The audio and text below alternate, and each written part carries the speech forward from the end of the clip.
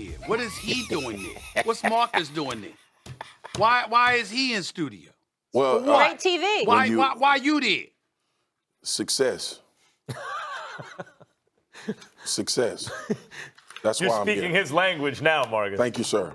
I appreciate you having me. Sore loser. It's right your there. show. I'm giving you. It's your show. You got the floor, but I'm just telling you why I'm here. Success. It's called being hoist by your own petard, Stephen A. All right, let's get to Monday Night Football. Then we'll Thanks, get my down brother. to Thanks, my the brother. Tuscaloosa situation. Seattle knocking off NFC West foe San Francisco in OT, 27-24. Russell Wilson making a strong case for MVP. Seattle, talk to me. How would you describe this one? It's probably the craziest game I've ever played, to be honest with you. I don't think I've ever been a part of a game that crazy, that long, that back and forth, that back and forth. You want a nice, easy win. Just can feel it from the beginning of the game. And, eat the guac and the chips and just kind of kick back. It ain't happening. It ain't happening. It took us all the way till there was nothing left. Stephen A., what did this game prove? Well, to me, listen, San Francisco, their defense is formidable, but it also shows me they could be had. I think that San Francisco really, when you look at what transpired with them, we give credit where credit is due to Seattle.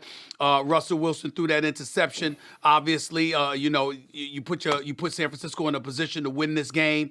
But I look at Jimmy Garoppolo. There were a couple. First of all, he got strip sacked twice, lost 2 fumbles, but also there were 2 interceptions. KJ Wright, Bobby Wagner, they both should have had those interceptions. It was right there in their hands, right there in their chest. They were both bad throws, bad reads by Jimmy Garoppolo. The one interception that he actually did throw, he couldn't be blamed for that because it hit the receiver in his hands. But there were 2 interceptions that definitely should have counted against them, and Seattle should have won that game earlier than they actually did. So I look at San Francisco and what I saw last night with Jimmy Garoppolo specifically, and I, believe it or not, I actually consider him the weak link for this team. I look at their running game. I got a lot of faith in it. Their defense is real. Buckner had a big play.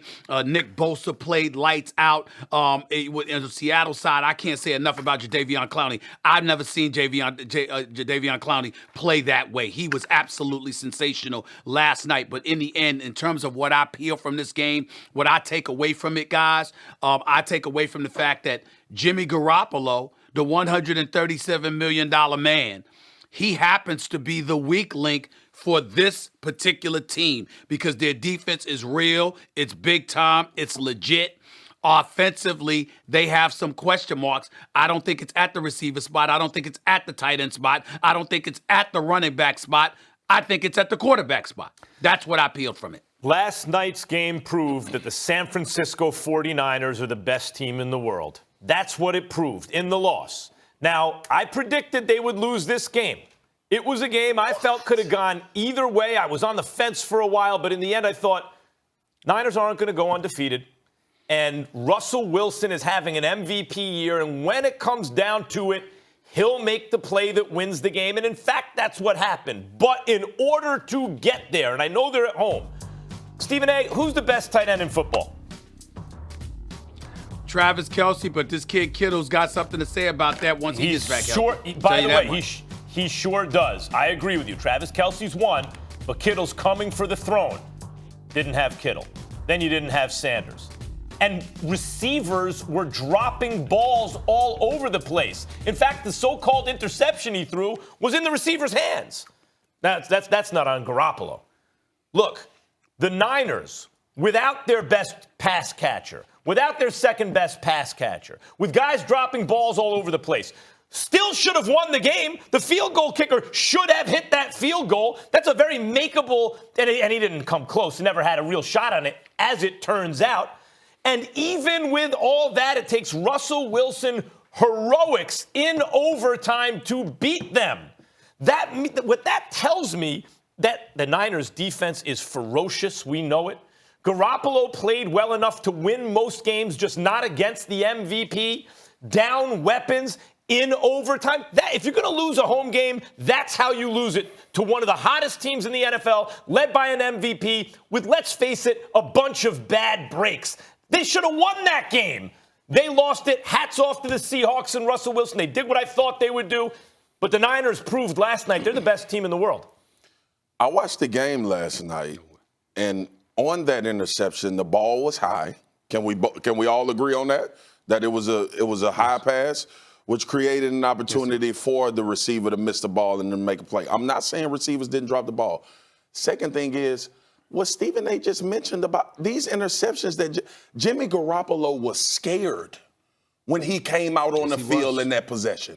He was not ready for the moment. Booger and Joe Test talked about that specific time in the game and said, this is what everyone has been waiting to see if Jimmy Garoppolo in this moment can beat a $137 million quarterback. And you get that this the best team in the world out of that? Yep. The reason why they're not the best team in the world, Max, is what Stephen A. just said. Their quarterback. We just saw Russell Wilson lift Seattle beyond a team that's probably better than him when you take it in totality, right? Russell Wilson lost Tyler Lockett in the game, who's been the most prolific guy. Josh Gordon just stepped foot, and it was 2 third-down conversions that was huge by that quarterback. And you of all people know that in this league, when we start having Super Bowl conversations, it's going to be determined by the guy behind center. Yeah, but you don't need to have the best quarterback to win. I'm not arguing Garoppolo's better than Russell Wilson. Russell Wilson, he has to be better than the guy on the other side. But no, you don't need the best quarterback to win the game. The Rams found out last year. The Rams found out last year that you need the better quarterback to win a Super Bowl. Or the better coach. Well, let me tell you why you're wrong, Mac. I'm going to tell you why you're wrong, Max, and you don't even need to make this argument. You're absolutely right. You did pick Seattle to win this game. Why did you pick Seattle to win this game? Because you said somehow, some way, Russell Wilson would come through. He did come through last night. They did win the game. They did win the game. And you're sitting here talking about how San Francisco has proven they're the best team in the world, even though they lost. And the reason they lost is because they didn't have Russell Wilson. Seattle did. So your argument goes out the window right there. When we look at Jimmy Garoppolo, and we look at what he brings to the table, he was tap dancing in the pocket. Booger McFarland and Joe Tessitore doing a great job calling the game, highlighted how he looked panicked in the pocket. If we noticed it, wait a minute, if we noticed it, if they noticed it, what did you think Seattle did? Not to mention the fact, give Seattle credit where credit is due. I mean, you talk about San Francisco's running game, okay? And when I look at them, and I'm saying to myself, these brothers, their running game was basically neutralized. There was no running game to There's a reason for that. For San Francisco last night. So all I'm trying to say to you is this: Seattle might not have the defense San Francisco does, but it's tough enough, and they got Wilson, which automatically negates you from saying San Francisco has the best team in the world. Look, Seattle is a Super Bowl contender because of the things you mentioned. But there's a reason that Seattle's defense, I think, looked in those pivotal moments like that. And it's not just Jadeveon Clowney's a beast. He is.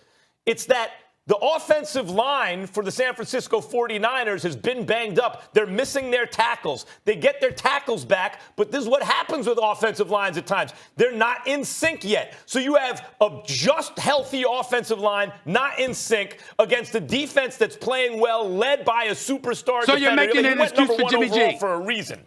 That's what he's doing. So you're making an excuse for so is that what you're doing? Are you making an excuse for Jimmy G? Is that what you're doing? So let me ask you this. If they hit the field goal and win the game, are you saying any of this? So because of a missed field goal, now Jimmy G can't get it done. No. See, that's where you're wrong right there. You're hard-headed. And obviously you don't listen with that big head of yours. The fact of the matter is that, excuse me, I pointed out the 2 interceptions that should have happened with KJ Wright and Bobby Wagner. I highlighted those, along with the 2 fumbles he lost. I brought that up before the missed field goal. And that kid McLaughlin, I was shocked that he missed it the way he did, because in regulation, right down the middle. I mean, not only did he hit it, it was right down the middle. So for him to shank it the way that he did in overtime, I was stunned by that. I didn't expect it to be that bad of a miss. My point is, I never brought that up. I highlighted en route to putting them in position to kick the field goals. These were not 1, but 2 mistakes Jimmy G made while flagrantly panicking in the pocket. That's what I said. I will acknowledge 100% the fumbles were on Jimmy Garoppolo. That was not good, and the game was in the line, and still they should have won that game. Hold on, and they still should have won that game. So you want to apply the excuses for the O-line and Jimmy G in this particular situation, but don't want to acknowledge that he would have threw 2 game-ending interceptions? What I want to say is this. If it comes down to the wire in a game that because of a missed field goal you lose, and on the other side of the ball, on the other side is the MVP of the league who wins it, if it comes down to that and you're missing your 2 best pass catchers and your receivers have dropped balls over the place, it indicates to me you're actually the better team when fully healthy. I don't disagree with you saying they may be the better team. The liability, which doesn't make them the better team, is their quarterback. I don't think he's a liability. I don't think it's a liability.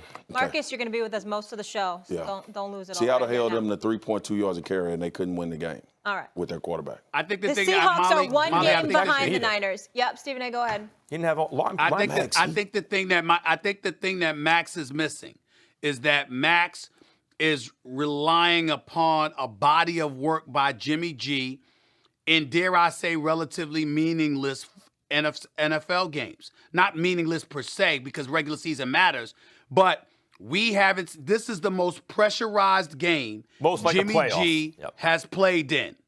In his career thus far as a starting quarterback in the NFL. And there are at least 4 mistakes that we point to that could have cost them the game. And we're going to focus more on Jimmy Garoppolo later in the show. Again, the Seahawks 1 game behind the Niners in the NFC West. I also want to wish Tyler Lockett a speedy recovery dealing with that leg contusion as well. Seahawks are on a bye. 49ers host the Cards on Sunday. A lot more to come on First Take. Pat Shurmur says he will absolutely not consider shutting down one Saquon Barkley for the season, but should he?